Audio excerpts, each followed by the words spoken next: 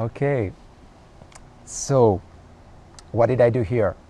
For those of you who think that, man, this sounds so familiar, what he's playing, I'm sure I heard it before somewhere, but you are not sure what it is.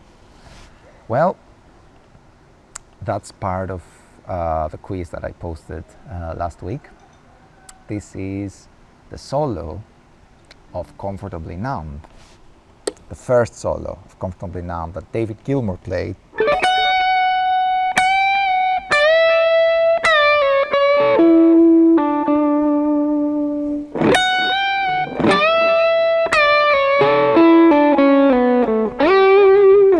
But I turned it into a chord melody, as you heard. So basically I am playing the chords, the melody of the solo and the chords of the harmony together at the same time. Why am I doing that? Well, the first thought that might occur is that because it's pretty damn awesome. It's a great thing to do. It sounds really full, really fulfilling, you know? It sounds like what it takes advantage of the whole instrument. Our instrument, and that's the second part of why I'm doing it, is because our instrument is actually a melodic instrument. It means we can play solos, and it's also a chordal instrument, which means we can play chords too, right? Now, most people unfortunately think that the guitar is made to do either one or the other. And if you happen to do both, you either belong to the classical guitar world or to the jazz guitar world. And although I do come from a jazz background, at least partly, this wasn't jazz. I don't know if you noticed. And it's not a stylistic concept to be able to take take advantage of both the melodic and the harmonic role of your instrument. It's a musical concept which applies to any style, and in my opinion, it's something that is not for the advanced guitar players. It's not a concept that the advanced people should study. I want you to realize that piano players learn to do this kind of stuff, mix chords and melody, from day one of their playing. Did you ever hear a piano player playing only chords? You do when people are singing, but usually you hear them playing both. You know what I mean? Of course, piano players will play only chords, yes, but usually when they play melodies, they will accompany themselves with chords too. Why not us? The answer is that our instrument makes it pretty bloody difficult to visualize music theory and to visualize harmony. It's like having 6 keyboards here, 6 strings. But there are ways to unlock the instrument. For sure, there are ways to dive deep and make musical sense of the instrument.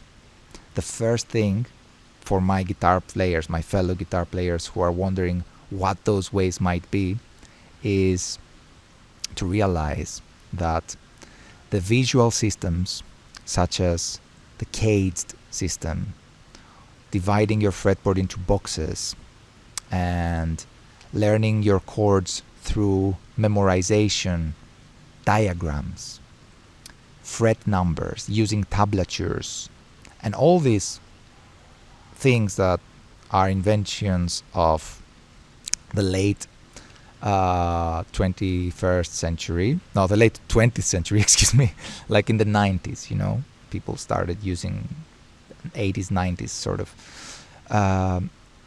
are wonderful things to help you get past the beginner stage quick.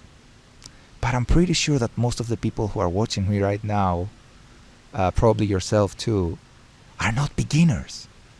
Most of the people who are stuck in the boxes are people who play for years or even decades, and still most people cannot make musical sense of the instrument to free up the fretboard, and they think that they need to learn boxes better. They need to learn more diagrams. They need to learn... No, guys, that's what I'm trying to communicate here.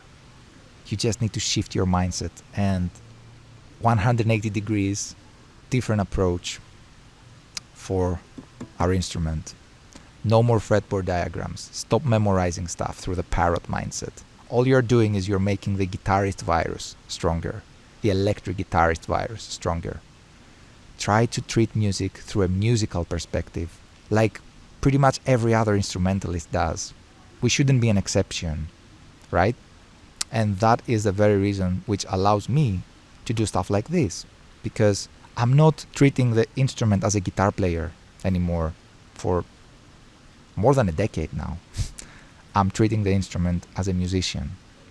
And if you have stayed up to here watching me talking about this, and you feel like, man, this makes so much sense. What have I been doing all my life, It's never too late. Reach out. I might be able to help you. There are some requirements in order to be able to help you. And I'm really willing and curious to see if we can both meet those requirements, okay? Because every powerful, effective mentoring relationship should have some specific requirements, which I'm not going to talk about now because I'm going to turn this into a massive video. But let's talk about this if you feel intrigued and if you are ready to shift your mindset in order to reach what I call musical liberation. By the way, my guitar academy, my online global guitar academy, is called Modern Guitar Liberation. Okay, so take care. I hope this inspired you. Whether you reach out or not is irrelevant. I hope this inspires you to do stuff like that, to get into wonderful, innovative musical territories like this. Okay? Just remember one last thing. Learning a solo is less than 50% of the job. What you do with the solo that you learned after you have learned it is where the magic happens. Okay? Take care, my friends. Take care. Enjoy every moment of your practice time. This is key. Whatever you practice, even if it's just like specific workouts, learn how to enjoy every aspect of your practice time. All right. Take care.